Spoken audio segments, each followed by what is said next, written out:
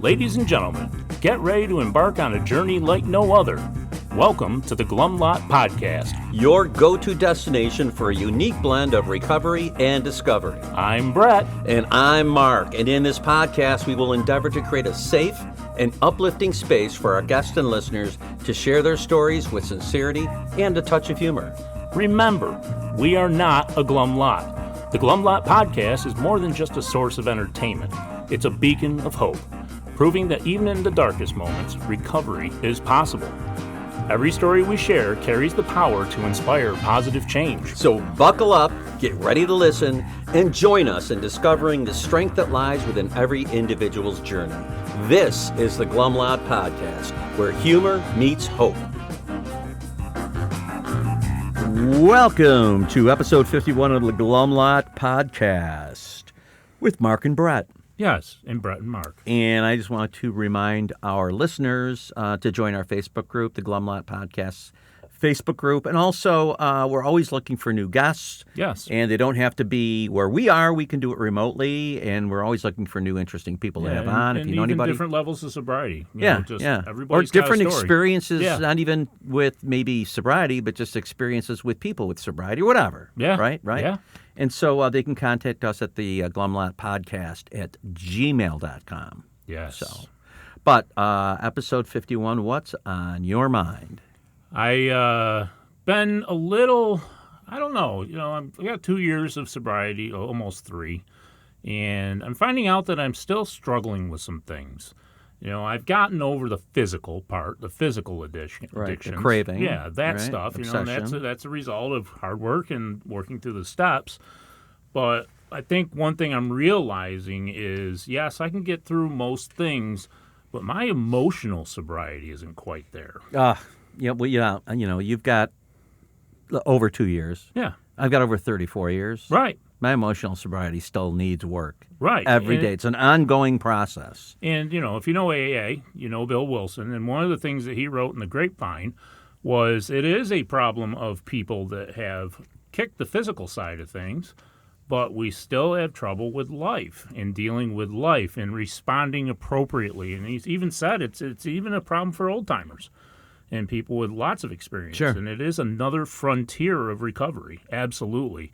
And you know what? I used to think of it as a constant battle, but for me, it's turned into a constant practice. Oh, yes. But if I don't practice, it can turn into a battle. Right. And so I have found for myself that the best way to go about it, A, is to talk to another person who understands it. And I know as alcoholics, working the 12 steps, being in the program, the fellowship, that this is where I'm going to find my people. Another thing is professional help. There's nothing wrong with getting professional help. Very good. Absolutely. Another thing is seeking out information by reading, listening to podcasts. I'm listening to a book on tape right now. Nice. Called Radical Acceptance. Yes. And I'm getting so much out of it. And the author reads it. And, the ideas contained in it are not, A, not new, B, not new to me. Right. I've heard these before. But when I hear them that day, it makes a difference. Right. Because I think, my intellect is very limited, and I don't think of all these great things. But I hear them, I'm like, oh, yeah, that's right, Yeah. So, you can't ignore it. It always takes work. It does, and life is going to constantly give us things to struggle with. And, so we have to be able to, A, trust in our higher power, trust in spirituality, trust in others, that, as these things come along, we don't have to react the way we think we have to react. Right. And sometimes tempering that and just taking a pause and say... for me, it's taking a pause and then recalibrating my thinking so that I become open to what the universe is going to present to me. Right, and not being controlled by your emotional state. Right, and not what do you call it? Projecting. Yeah. Yeah, that's my big problem. Oh, yeah. Project the worst. Oh, yeah. If I can stop that and be open to what's really going on, I can usually find some sort of answer and get a little bit of serenity. So anyway, that being said, when Matt Y did our very first episode. Who? Matt Y. Oh, yeah, Oh, that that guy, yeah. That was a while ago. And, it's funny because... The one I say he was going to take over the world Yes. after, he was going to be back, and guess Yeah. what? Well, the thing is, after that episode, we cut a couple more episodes with a couple of people, and he says, I feel like I've got more to say. Oh. And I said, okay, that's great. You can do it in episode 50. Right. Well... And he has not given up. Here we are at his episode goal 51. has been met. Yep. It's going to be interesting because we're going to be talking to Matt about he just picked up his 1-year chip a couple weeks ago. He did. About his first year in sobriety, the challenges that were presented, the working of the steps, developing relationships in the fellowship, helping other people. Yes. All that stuff. has So done that. it's going to be fresh. Yeah. So let's welcome him back. Here's Matt. Matty. Welcome back to the Glum Lot Podcast, Matt. I am so back. He's back. He's back. I told you I would be. So, His looking quest back for on, domination. if you want to know Matt's story Just from the ask him. start, go back and listen to episode 1. This is episode 51. Yeah. So 50 episodes. Shortly after the first episode, Matt said to me and Brett, I felt like I have more to say. And I said, well, if we go 50 episodes, we'll have you back on. And Manny And you has did. not given up on that. So here we since. are, 50 episodes People later. reminded me yesterday that in the first episode I mentioned I'm going to weasel my way into this thing. Yeah, and Nobody now mentioned he's that. one of our producers and the booker and And a looker. all around looker. But we wanted to have Matt on, and Matt just recently, a couple weeks ago, got his 1-year chip. I did. Big yes. deal. And It only took a so- year. Yeah. Thank God. Sometimes it seems like it should take less, but it never does. I tried. It never does. I Yeah. know. You tried to squeeze it into 6 months. Now when people ask me how long I have, I say over a year. Yeah. Yeah. So let's go talk about what's happened during the first year of sobriety. I know you have been working the steps. Yeah. Right. I've been working the steps. Obviously, I've been working with you.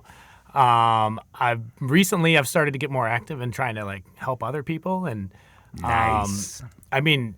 what's happened in the past year? Everything, you Okay. know. Well, I remember. We got an hour. Yeah. I remember you had probably a couple weeks out of rehab, and you had a break in your work. You were leaving a job that you were selling beer. Yep. And you got a chunk of change and a little bit of time, and you said, "I think I'm going to go to England by myself." Yeah. How did that work out? So what what had happened is you told me to bring it up at a meeting, Yeah. and I brought it up in a meeting and got eviscerated for Yes. about an hour straight. There was one person, though. They One weren't lying. person did say you should go. You only live once. I think she had about 2 weeks sober. I've not seen her since. And normally that's all I need is one person to tell me to do something, and Yeah. that's enough. But no, I decided to listen and decided against it. And now I'm actually in the process of planning a vacation coming up in probably September or October. Yeah. But in between that first meeting and now, you've changed jobs. Yep. You've been sober. You've worked the steps. You're working to help other people. You've attended a ton of meetings. In this new job, you travel a lot, and you've gone to a lot of out-of-town meetings. Got a lot of out-of-town meetings. Yeah. Tell us a little bit about your experience with out-of-town meetings. It's been great. It's a little weird. You're kind of the new guy everywhere you go. So Yeah. a lot of it is like your first meeting where when I come to meetings that we go to, I walk in like I own the place. Yes. Where We've noticed. where He's that fucking guy with a year who thinks Yeah, right? he thinks he's got 50. and then when you like go into there, it's you're back. You're kind of in the back of the room again, and I hope somebody talks to me. I hope people like I hope they like me. Oh my god!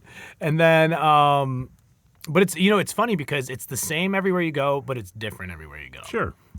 So there's a lot of different intricacies. Like when I go to Massachusetts, when you see movies and you see AA in the movies, Yeah, there's like a podium. and there's a podium, and I'm like, that is not real.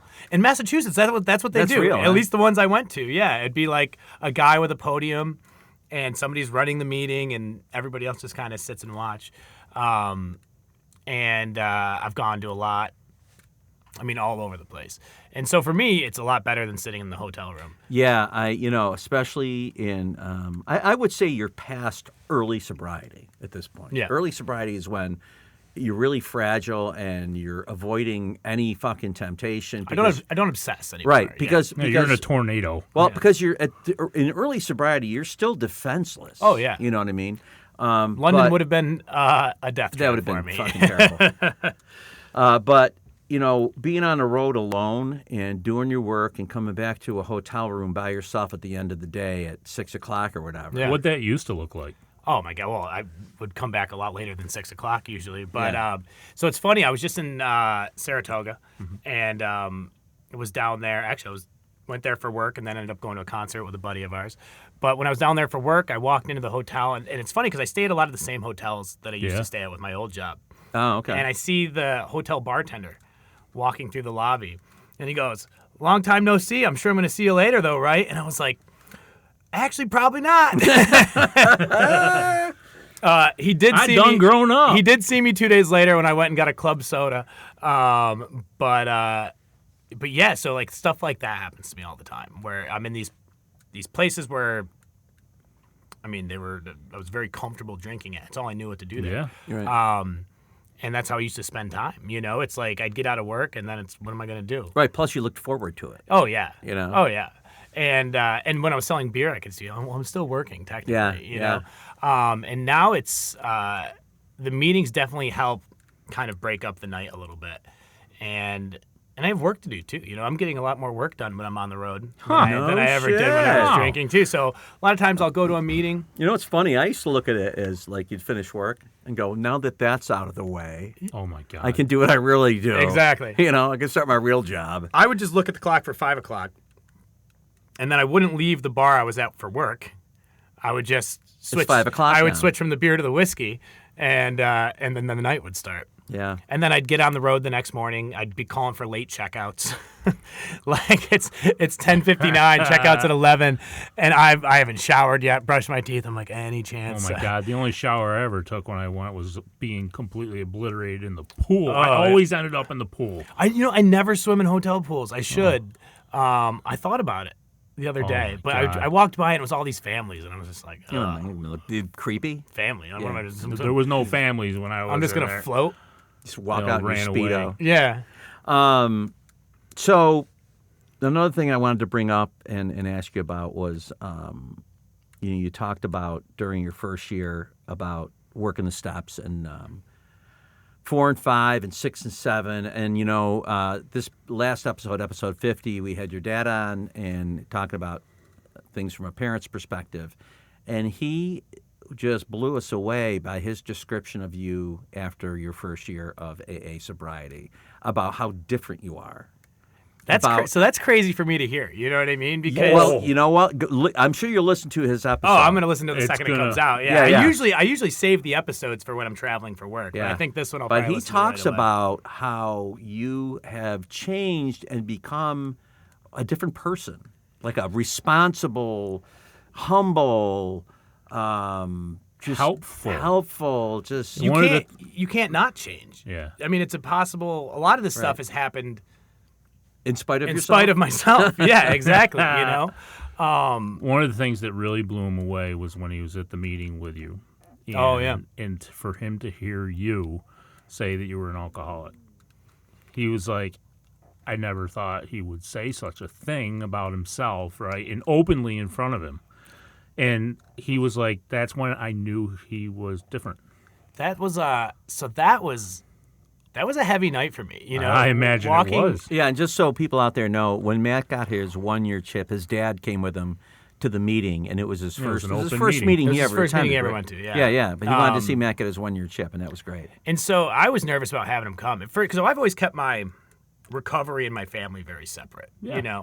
I like that they can see me get better, but I kind of like. But you don't want to be responsible to it, right? It's hard because I imagine if something was to happen, you don't want to have them not believing you and all that stuff, right? Exactly. And it's one of those things of just like I like them to see me get better. Yeah. But I don't I like people to just be like, "Oh, Matt's doing good." don't want them to see how I get. I don't better. want them to see like the actual work that this Right. takes I on don't a want daily basis. Don't want them to see where the sausage is made. Exactly. I Yeah. just want them to enjoy the sausage, Exactly. so to speak. And so that was a weird night. It was he kind of asked me if he could go. And I was a little apprehensive about it, First of all, it's what's he going to think, From an outsider's point of view, AA can be strange. Yeah. You've never seen a group of adults interact like that unless you're in it. Yeah, we talked about that. And to be open and honest like that. And so by the end of it, it was, I'm glad he could see that. Mm-hmm. I'm going to have to make it to 2 years so I can bring my mom to the next one now. Oh. Yeah. Okay. My parents are very different people. Yeah. Yep.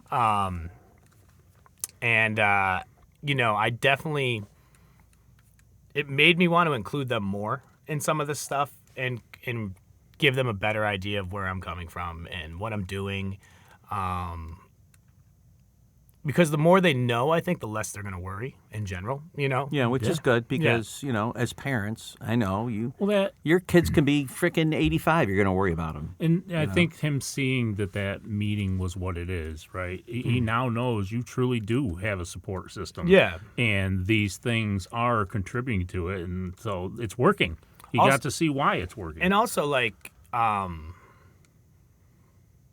think, with his story, obviously we've got other people in our family that are kind of in the middle of it right now. So I think it was good for him to see it from that standpoint too, to see, there's 50 people in that room, that have all gone through this and came out the other side. Right. So it is possible. It is possible, Yeah. I mean, it's cool to hear that. Me and my dad have had. Yeah. It's been a rough go, especially when I was younger. Yeah.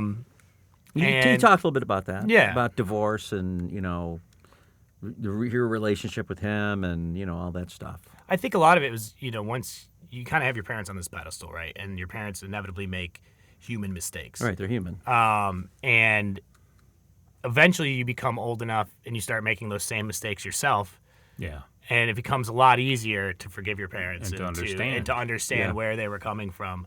Now, my mom, on the other hand, was perfect. You're a mama's boy. No. I don't know. Maybe she made mistakes. I never saw them, but Oh, shit.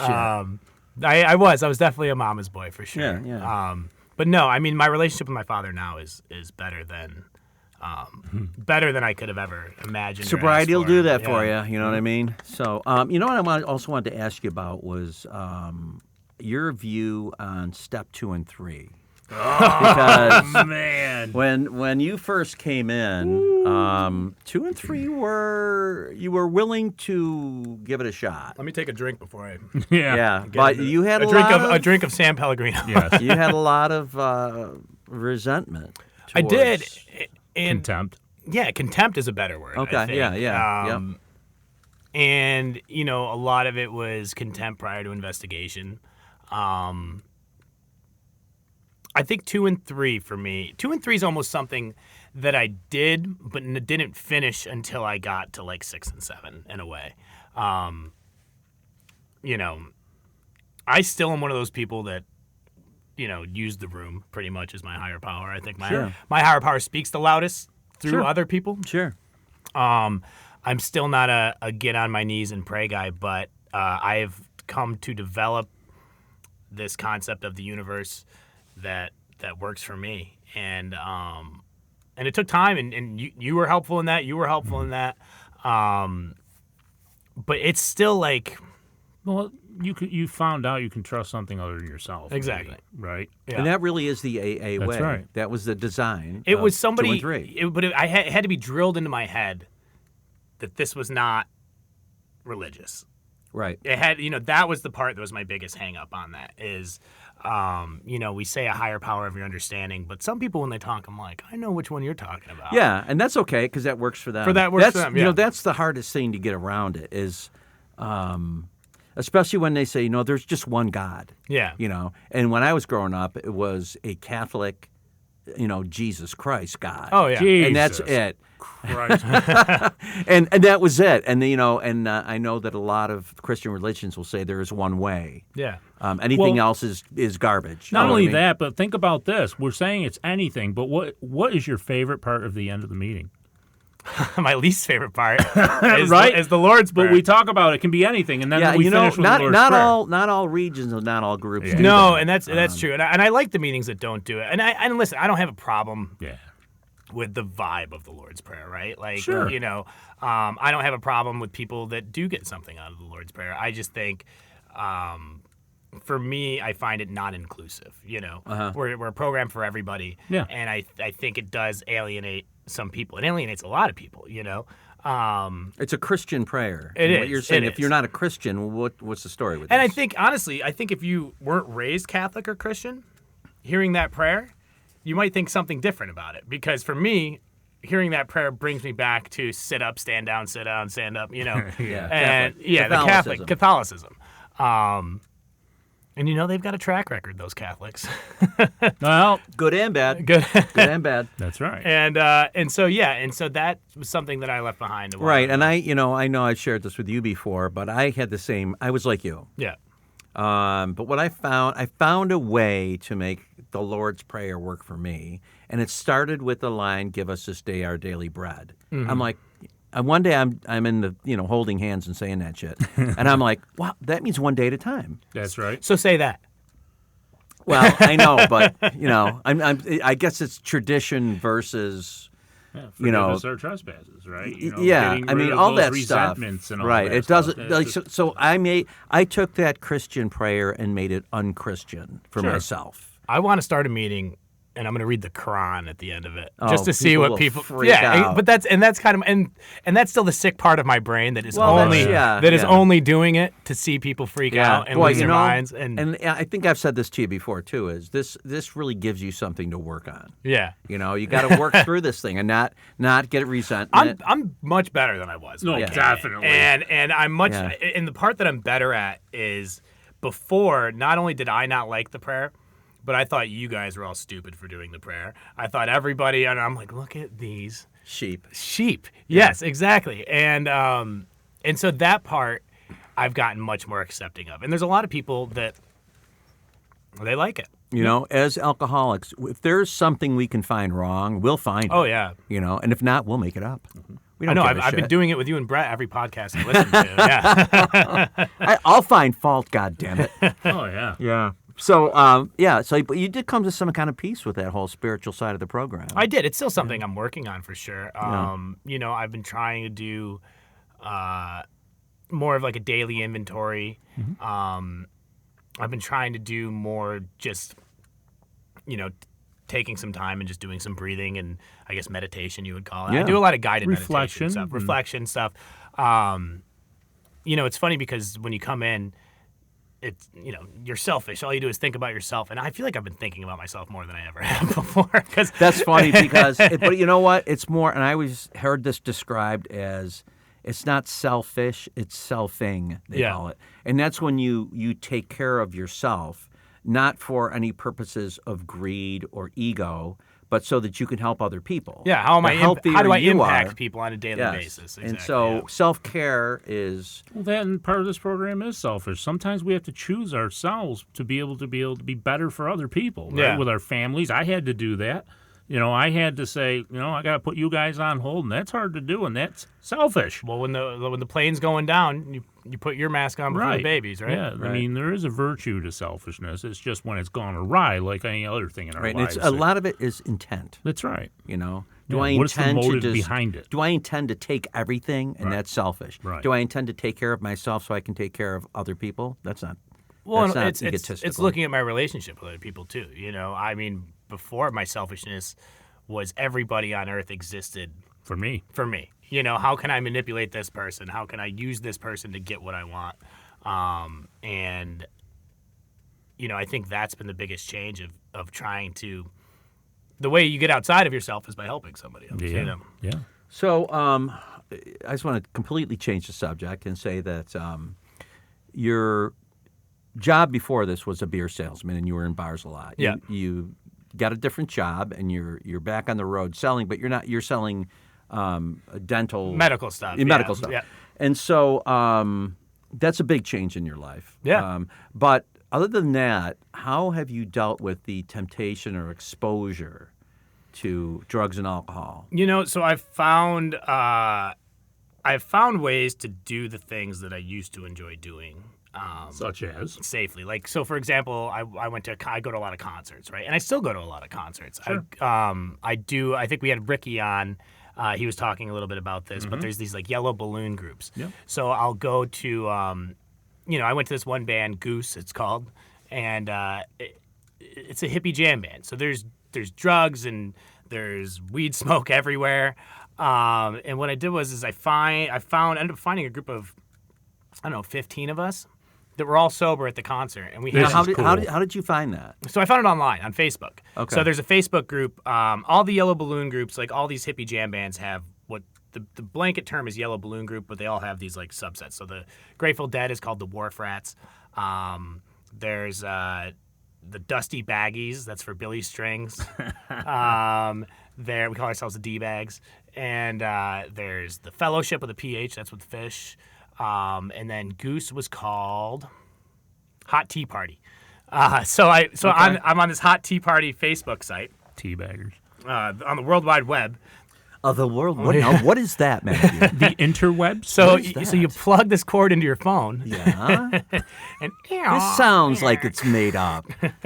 So you go online and they say, what do they say? So they say so. Who's there's- going to be sober? So there's usually a table, right? There's usually a table, and when you get in there, somebody will be manning the table, and that table is just like a resource for anybody that's at the show trying to stay sober. If they get some squirrely, if they get a little Now, squirrely, when you say there's a table, what do you mean? like picture a table next to the merch booth, like Okay. like just like a table you'd put out for like a graduation Right. party or And something. what's on that table? They put out? There's a tablecloth with like Hot Tea Party written on it. Okay. There's candy. There's always candy at the table. Okay. The person. All right. There are. They're people. There's a preamble that that whoever's running the table will have. So when we do the meeting at set break, they can have the preamble there. And then there's a bunch of stickers that say one show at a time. Nice. So if you're in the crowd, you'll see people wearing a one show at a time sticker. And it's kind of like you give them a little nod. It's you a way to know? recognize each Yeah, other. yeah. Yeah. Sometimes people I've heard stories of people like being at a show and they have the sticker on and somebody will just tap them on the shoulder and just be like, "Hey, Check on you. You good? You doing all right?" Yeah. You know? Nice. And so it's really, I'm getting goosebumps talking about it actually. Yeah, it's so cool. It is so cool. And so we went to the show, and the first set was great, but I was like, still kind of scanning the crowd a little bit, you know? Yeah. And we went.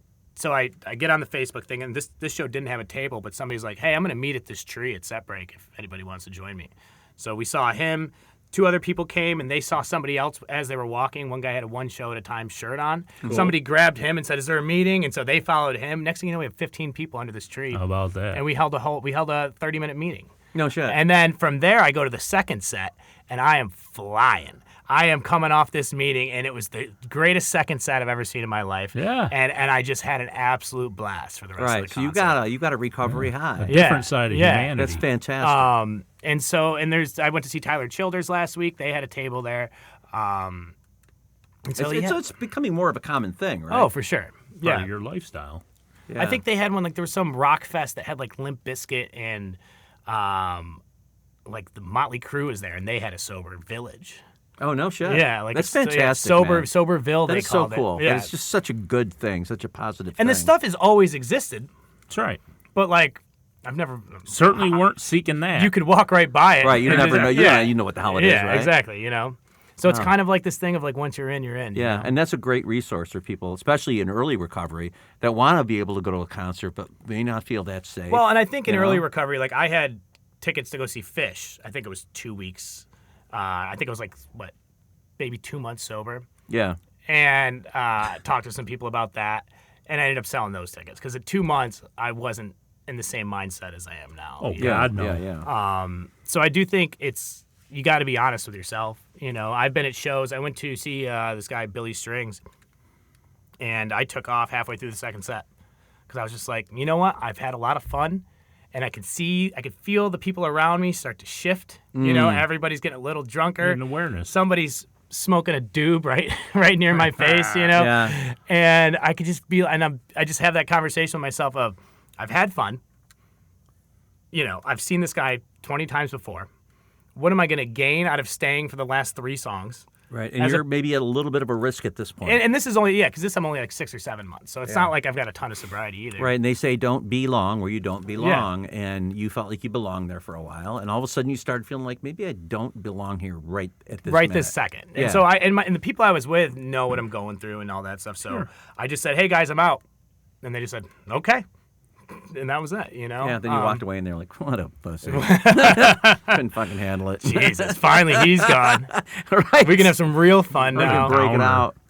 But no, that's been huge. And like I found, I love to golf.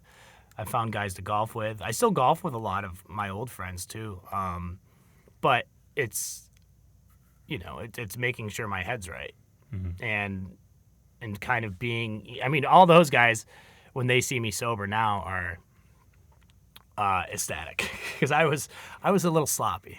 Yeah, we kind of gathered that from this. And I've dropped 6 strokes off my handicap this year. Nice. Yeah. What? Yeah. There's a new guy in the program that I've been talking to, and he told me that he wants to golf. Yeah. He's been, I think he's a few weeks out of rehab, and he goes, "Yeah, I was a 6 handicap." I'm like, "Oh fuck! Now that you're sober, you'll be a scratch golfer for sure." Yeah. There's a level, so it kind of like when you first get sober, there's this weirdness when you first start golfing that you feel like you need booze to relax, right? And there was some truth to that where after like 2 beers maybe I would golf a little bit better, but I never stopped at 2 beers. Of course not. So I would have, if you look at my scorecards over the past years, like, wow, Matt always does really good on hole 6, but by hole 18 he's falling out of the golf cart, and so I think it's getting. It's getting comfortable doing these things. Now you again, said you've been doing some things with some of the old friends that knew you in an old way. Yeah. When you first started interacting with them, were you afraid of what they would think of you, or? Yeah. And are you surprised? And how have they reacted in reality compared to what you think they would have thought? Well, first of all, I thought no one was going to want to be around me. Right. I think that was my initial fear of like, okay, I'm not drinking anymore, so no one's going to I'm not going to get invited to these things anymore. Not fun anymore. And it turns out a lot of them don't drink as much as I thought they drank. Yeah. Apparently I was the one, apparently it was me. And I was kind of, oh, well, he's got a beer in his hand. I better have 3 shots because everybody's drinking. Right. And so. It's not what you wanted to see. No, exactly. So for me, it's been great. I mean, everybody's kind of getting used to being around me again, in a little bit. But they didn't make a big deal out of it, right? No, nobody made a big deal. Because that was the biggest thing for me when I started interacting with those people again. Not my typical crowd that were like over the top, but people that were regular drinkers. I was like, one of the things that always I was thinking of is how they think of me, and what was so crazy to me was reality is people really aren't thinking about you, right? And I'm sorry. I was gonna say I shouldn't say nobody made a big deal about it.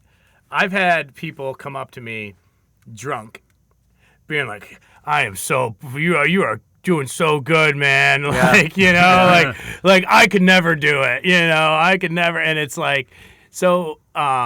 I've been in those situations where, or people be like, "Is this weird for you to be around everybody?" I was like, "It wasn't until 5 seconds ago." Right. It wasn't until you said something. Until you said something, exactly. So, but overall, 90% of people have been. And I think the important message out of this is, yes, you can get those fun things back in your life, but don't rush it. Yeah. And for some people, I know there's plenty of people in the program that, had to leave those things behind. And it works for them, so that's fine for them. I'm not out here advocating that people start rushing to England and going to concerts and getting back into this old stuff, but you kind of start figuring out what works for you, dipping a toe in. Right. I went to the first concert I went to, I was on the phone with you from the concert, and I didn't start out with like hippie drug bands. I started out with like classic rock or like, some like emo stuff I would listen to in high school. I feel like I'm saying a lot. Oh, I'm guilty. I feel like I'm saying That's okay. a lot, and I can't stop myself. That's your brain there's working. Something that's more to all. work on for you, buddy. Yeah. Oh, go ahead, Brett. Oh, okay, cool. Oh, yeah, you go, buddy. I'm fascinated. So, I'm sure life has not changed, right? As far as there's ups and downs in life. Oh yeah. So, if you could like compare and contrast how you dealt with things that life would throw at you a year ago or more, and how you deal with them now. So I've been pretty lucky. I haven't had anything massive thrown my way. I mean, I've gone through a breakup, which that was, the biggest thing I had dealt with in sobriety. It was the most mature breakup I'd ever gone through in my entire life. How about that? Did it feel foreign to you? It was both of us, and she was in the program too. Yeah. And both of us were like, this is weird. Like, I can't believe how mature this we're is being. so weird right now. And I texted her earlier today. So she lives in Charlotte now, just kind of seeing how she's doing. I saw a lot of her old friends last night when I was at a meeting. I was like, oh, I should see how she's doing, Yeah. But yeah, so I mean, we just kind of realized we weren't each other's people, and we're like, oh, all right. And, like, apparently we don't need to scream at each other, Right. have a huge blow up fight. So is that how it Right. would have been in You the don't past? have to blame anyone. No, in the past I never really cared enough to scream and shout. I was never like one of those drunks that would Get super emotional. get super emotional and start smashing stuff. We were usually at my house, so I don't want to break my own stuff. But yeah, I mean, it was just usually before it was almost always my fault, or Okay. like people just kind of get tired of being around Yeah. me. The guy with the Yeah. belt. Yeah, I know, isn't you it know? weird? A relationship ends and you realize it's nobody's fault. It's nobody's fault. It Right. literally was Two individuals that were trying, and it no- didn't work. nobody has to be blamed. No, it was You know? totally foreign to me. But overall, I mean, it's crazy because I used to deal with all types of depression, anxiety. Yeah, me too. I used to have all of these things that I felt like were happening to me. I heard Cindy's episode, and she was saying, things don't happen to me. It happened for me. Which I don't know. I'm not that far, but like things. Usually, for me, it was things didn't happen to me. I caused things to happen. Okay, sure. And with this tornado I was in, I couldn't see how my actions were having the reaction of all these You know what's funny bombs too going off is around me. sometimes in early sobriety we miss the chaos. Oh, I did. I know?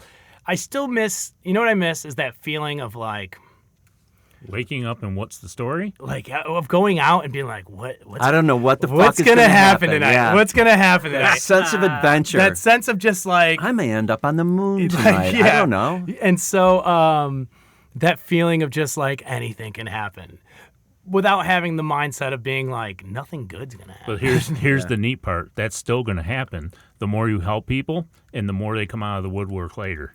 Oh yeah, Right. but for the most part, I know I'm gonna be home by 10 o'clock at night. Yeah, that's good. I mean, that happened to Brett last night. Yeah. Something came out of the blue and changed his mind, right?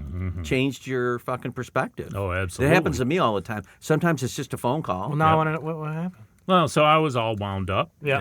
I can do that. I've been talking a lot about emotional sobriety and how I'm not quite there yet. I've gotten rid of the physical craving and the physical allergy, but I still have some of it. I'm still early, 2 years, 10 months, or whatever it is. And I still deal with some of the emotional sobriety, meaning some things, when they happen, take me over, right? And so there was plenty of those things going on last night. I had like 4 things. My wife was like, you're spiraling, and having ADD, sometimes you get hyper-focused, and then you just can't, You can't take yourself out of it. It was nuts. And Yeah. then I get a message from somebody that I knew 20-some years ago at church when I was originally going, and noticed I had the 1,000-day post on Facebook. Oh yeah. And they said, we're struggling with our son. Oh shit. And so I had the opportunity, right? I was full of gratitude. It was such a compliment that they would reach out to me after that amount of time and say, is there anything you can do to help us understand, right? And and then, come on, tell me this isn't weird, man, with higher power shit. What is the topic of our first podcast today? A parent that had to deal with this and go through this. Oh, so, yeah. It does. I thought you were talking about the opening topic. I'm like, well, you made the topic. Oh, no. Well, no. and to that, I've always heard the 12 steps are basically break down to 3 portions: Yes. trust God, clean house, and help another alcoholic. Yeah. And then help another alcoholic part, when you first come in, you're like, I don't know what that's all about. Or can I? Yeah. How wild is it to be the person that people call Yeah, for man. help, and not like I'm usually. I leave the room and everybody has a conversation about me, like, I don't know about Matt and that. Oh my God, he's going off the deep end. But now it's, I've gotten so many phone calls. I just drove somebody to their first meeting last night, actually. Yeah. And so it's a cool feeling to have other people reaching out to me asking for help or advice, or Because they like, see something in or you. even just like a favor. Hey, can you help me with this tomorrow? Like, I was incapable of that. I can't. I wouldn't even give it a I've got second nothing thought. going You know on. what? Like, no, but I can't. People in recovery thrive on that. Oh, yeah. We really do. And, there's a person that goes to meetings that we go to. When there's a newcomer, he'll say, I prayed for you this morning, which to me sounds a little creepy. But he goes, I prayed that my higher power would put somebody in who front needs of help us. in my life. Yeah. Because that is our fuel. It really is. So that's the stuff that I'm still coming around to, right? Yeah, there. no, but Like, yeah. all right. But when you see that new person and they contact you and you're like, why me? And then you sit there and you're forced to realize why it is you. You're Yeah. putting something out. You're Yeah. putting something new out. I'll tell you what happened to me. I was at a meeting at the Little Lutheran Church right down the road from me here, and I sat down and I was going to read one of the readings, and I didn't have my glasses, so I looked at the person next to me and gave it to them, and I looked up and it was Matt, who I hadn't seen since he was 15? a teen, Yeah. and I was fucking excited. Yeah, hell I yeah. was excited. I was like, I was literally excited though. I was excited to see you, but I was also like, oh, somebody knows me here. Like, No, I was like genuine. I was excited for you, and I was excited for me. Of course, because you had something that. Yeah, I was gonna. Oh, I'm so glad he's here. I honestly think that helped me stick around a little bit. Of course because it did. even as when we were kids, He was influential to you back then. I always thought, like you were Taught you how to always gamble. You were always I did. yeah, you were always super super cool to us, and so like having somebody that I'm like, because it all clicked in that moment of, like Yeah, and nobody's listened to Matt's episode 1. Matt and my son used to play travel hockey together. And we would go on the road, all these different cities all over the Northeast playing hockey tournaments. And all the parents would get together at night with coolers of beer, or they'd go down to the bar and they'd all drink. And I was sober. And so I didn't want to be a part of that. So I would get all the kids together in my room, and then I'd run like blackjack and poker tournaments. and we'd have it was fucking riot. We'd have a great 20 time. we'd have And you'd 20 offer him kids. pieces of bubble gum and stuff. We'd have 20 kids playing for $10 a pop, but some 13-year-olds walking away with $200 that night. It was Like, big. It was yeah. big. And I'd like the parents would go, like, oh my God, thank you so much for taking right. care of all the kids and keeping an eye on them. If you ever want to just come down to the bar and I'll go up and sit with the. I'm like, no, it's not like that. Yeah. I didn't Yeah, tell yeah. anybody I was in sobriety. Oh. I just kind of didn't want to be a part of it. And But it it's was funny great. because that's how we know how to pay people back. You know what I mean? Like, oh, thank you so much. I'm going to buy you a beer. Yeah, I know, right? No, you're not. Yeah. But no, I mean, both of you guys, this podcast became huge for my sobriety. Having something to do that keeps me involved, keeps me involved outside of, I don't drink coffee, so making coffee, everyone's like, make coffee. I'm like, well, that sounds. Yeah, you've recently taken Boring. on a new responsibility I have, with yeah. our home group. But being able to do That's this right. is giving me something that I was in high school. We had a radio station. And I was actually on the radio in high school. And so radio, for the younger listeners. Yes. We're talking about terrestrial radio. And so I used to do that. And so this is, like, sobriety has given me a chance to do all of these things that I used to find enjoyable. And it's something that, like, when this started, I was like, oh, I used to be really into that, Yeah. Yeah. I've started playing guitar again, and I've started, doing new things that I was never into before. I did my own landscaping this year. Look at you. Yeah. Just cleaning up your yard. And it looked damn Hey, good. you know what I wanted to ask They're you dying. about? Yeah, well. Progress, not perfection. Exactly. You know what I wanted to ask you about is you've been to rehab twice, once for opiates and once for alcohol. And so you went to rehab for opiates and you kicked the opiates, but you kept drinking and smoking pot, right? Yeah. And so after that first stint in rehab, you didn't really go to meetings after that, right? I did. Oh, I went for like 3 months, maybe 4 months. And then I think I started smoking weed maybe after like the first month or two. Did you have a sponsor? I did have a sponsor. We met a couple times. He was like a young, cool guy. Yeah. You know, like, and I was like, that guy's cool. I'm having to be It's my kind sponsor. of like me, Yeah, very. without the young and the cool. Yeah, yeah. Oh my God. You're a guy. Yeah. You're a guy. You didn't have a home group. I did. you? I went to a hall Okay. pretty regularly. And, Did you work the steps? Not really. No, I did the Okay. first one. All right. He had me like reading a book, For opiates. and yeah. Well, no, I was going to AA Oh. because I didn't like NA. And Oh, right. But you were, I mean, I'm just saying you Oh, were. yeah. But then I'm listening. What happened was I'm listening to all these stories. And at this point, I really wasn't an alcoholic. I was not really even much of a drinker. You know, a lot of people have the story of they drank and that first time alcohol touched their lips. That was they were like, me. This is it. Yeah, that was me. For me, I had a much different reaction. I was like, oh, this stuff sucks. I'm going to smoke weed. Like, that's way cooler. And But something changed. so then when I went through, I'm listening to all these stories of people share about how they fucked up their life with alcohol. I'm like, I am nothing like these people. And so I went back out, and I didn't. I never went back to opiates. And I thought, like, okay, I can just be normal now, you know? But what I've realized now is that I'm the type of person that'll find relief in anything. You'll just Right. transfer to It something else. doesn't matter what it is, and I have to be careful of it now. Even you Sure. know, Yep. I can get caught scrolling on my phone for 2 hours. And be like, what the heck just Absolutely. happened? It's you know? gambling. It's And it's sex. yeah. It's risky behavior. It's Ice cream. any of that shit. Yeah, You know? addictive personality, Yeah. we call it. So I decided to get a career in the alcohol industry. Yeah, fantastic. Because I'm like, oh, Excellent choice. This is a job I can do, Yeah. and by this point I've developed a taste. Yeah. I've come around to the idea of like, And you were the man. Let's face Oh, it. and I knew every bartender, every Yeah. bar owner. Now that took a while, but like I really just started drinking when I was in a band. I was drinking a lot, and so it really for me kind of developed slowly over time. I was never, up until the last 3 years or so, I was never an everyday drinker, but when I drank, it would be a shit show. Yeah. And then, and then eventually I progressed. To the isolation stuff. To an everyday drinker. I was drinking every night, and then by the end it was a bottle of Wild Turkey a day and drinking in the mornings. And But so this time around, things were different. You took very seriously going to meetings. Mm-hmm. You got a sponsor. You started working And at he steps. listened to the suggestions. Got a home group.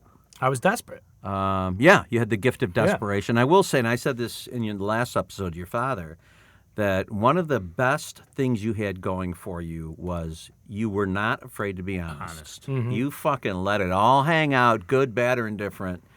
I could feel some eyes on me in some meetings. Yeah, but that is That's only because worked. they know it's true. That has worked for you. Yeah.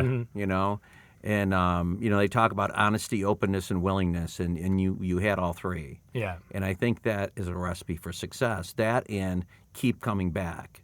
With a little bit of surrender to some things. Yeah, right? Yeah. for sure. And being willing, like what you said, willingness to just take direction, I didn't buy into everything right away, but what I did see was here's people who are living a better life than I was living, and they seem to be happy. So maybe, big maybe, but maybe they know something that I don't. And that's all it takes. And that's all it took. A little bit of maybe in there. That and just getting the shit kicked out of you, and Yeah, and another thing I've come to love saying to people is we are in AA because we all have a common problem, but we're also there to all share a common solution. yeah.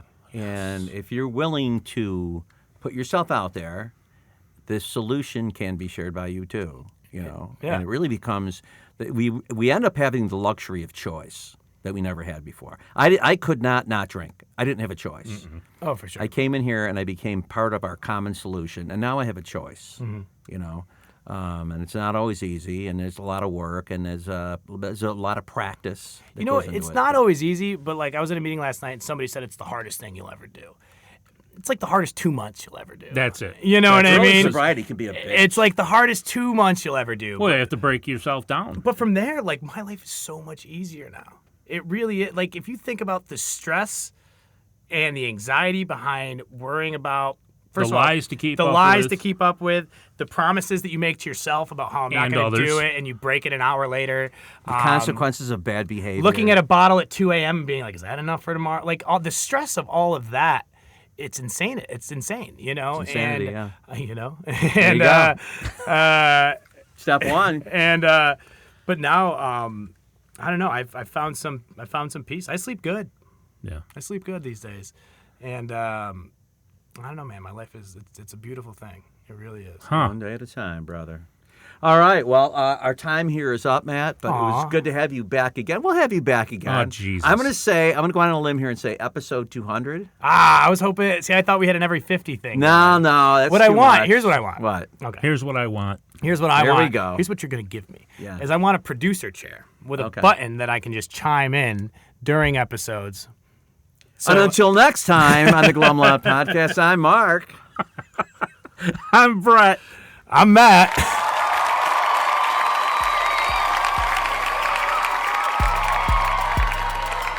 As we wrap up another episode of the Glum Lot Podcast, we want to extend our heartfelt gratitude to each and every one of you who tuned in today. Navigating the path to recovery from alcohol and other substances is a journey filled with challenges, triumphs, and self-discovery. Remember, we're not affiliated with Alcoholics Anonymous, but we're here to provide a safe space for open conversations about the complexities of recovery. Your stories, courage, and resilience inspire us and our listeners alike. If you or someone you know is on the transformative journey, know that you're not alone. Join us next time as we continue to explore the diverse facets of recovery. Until then, stay strong, stay connected, and remember that each day is a step towards a brighter, sober tomorrow. Thank you for being part of the Glum Lot community.